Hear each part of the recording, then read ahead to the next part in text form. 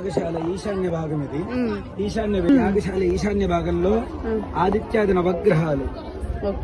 ఈ నవగ్రహాలు అనేటటువంటి దేవతలందరూ కూడా ఉపదేవతలుగా ఉంటారు. ఏదన్నా పరివార దేవతలు మన జాతక పరంగా గానీ వీళ్ళ ద్వారానే ఏదన్నా జరుగుబాటు కావాలంటే కనుక ఈశాన్య భాగంలో గ్రహాలన్నింటినీ కూడా ఆరాధన చేసుకున్నాం. ఒక్కొక్క గ్రహంలో ఒక్కొక్క ధాన్యానికి వేసుకోవడం. అన్ని 9 రకాల ధాన్యాలు దేహ పుష్టికి మన ఆహార పదార్థాలన్నీ కూడా వీటినే వాడుతూ ఉంటాం. కనుక ఒక్కొక్క దేవత ఒక్కొక్క ధాన్యానికి అధిపతి అయ్యి ఒక్కొక్క కామ్య ఫలితాలన్నీ కూడా కలగజేస్తాయి. అందుకని ఇక్కడ నవగ్రహాలని ఏర్పాటు చేసుకున్నాం.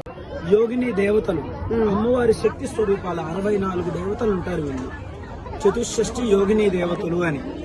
కనుక ఈ అమ్మవారి శక్తులన్నిటిని కూడా ఇక్కడ ఆవాహన చేయడం జరుగుతుంది.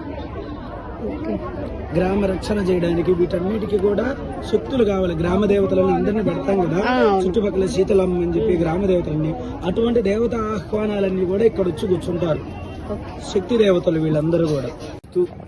వాస్తు సహజంగా అందరికీ తెలిసినటువంటిది. ఇల్లు కట్టాలన్నా, దేవాలయం కట్టాలన్నా, ఏదైనా నిర్మాణం చేయాలన్నా సరైన వాస్తు పద్ధతులు కావాలి.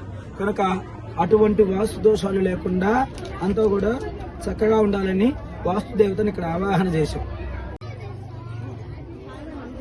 ఇక్కడ వాయు భాగంలో క్షేత్ర దేవతలు అంకురారోపణ. మనం పుట్టమట్టికి తీసుకెళ్లాము, బంగారం తీసుకున్నాం. నిన్న మీరు ఇక్కడ గ్రామం సుభిక్షంగా ఏ పంటలతోటి పండుతుందో నవధాన్యాలన్నీ ఇక్కడ వేస్తాం.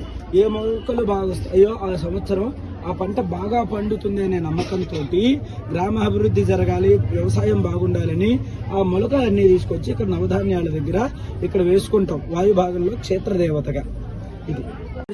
ఒక స్వామివారికి ఒక చతురస్రం అని చెప్పి, వాస్తుకి వృత్తం అని చెప్పి, త్రికోణం అమ్మవారికి అని చెప్పి ఇలా వస్తాయి.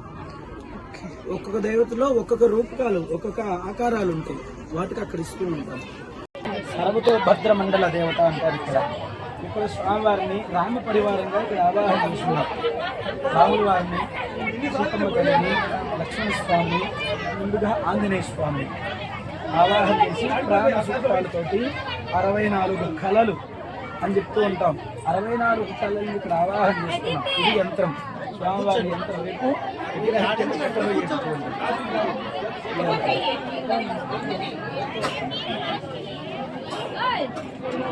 అష్టదిక్పాలు తీసుకెళ్ళి స్వామివారికి అభిషేకించడం జరుగుతుంది. ఈ ప్రాణం ఇక్కడి నుంచి రేపు నాడీ సంధానం ఇక్కడ తాడు కట్టి స్వామివారికి విగ్రహం కడతాం. రేపు విగ్రహానికి తాడు కట్టేసి ఇక్కడి నుంచి జరిగే శక్తిని అక్కడికి వెళ్ళి ఆఖరి నీళ్లు తీసుకెళ్ళి మనం చూస్తే ఇప్పుడు జీవం కూడుతుంది విగ్రహం అంటారు. ఈ ద్వారాలు కూడా 16 స్తంభాలు ఉంటాయి. మొత్తం మూలలు ద్వారాలు ఈ 4 మొత్తం 16 స్తంభాలలోనూ ఒక్కొక్క ద్వారంలో ఒక్కొక్క దేవతను ఆవాహన చేస్తారు. తూర్పు ద్వారంలో దక్షిణ ద్వారంలో యజుర్వేదాన్ని, పశ్చిమ ద్వారంలో సామవేదాన్ని, ఉత్తర ద్వారంలో అధర్వణ వేదాన్ని. ఈ దేవతలు 4 దిక్కులుగా 4 వేదాలుగా ప్రమాణంగా తీసుకొని ఈ కార్యక్రమాన్ని యాగశాలని ఏర్పాటు చేసుకుంటాం.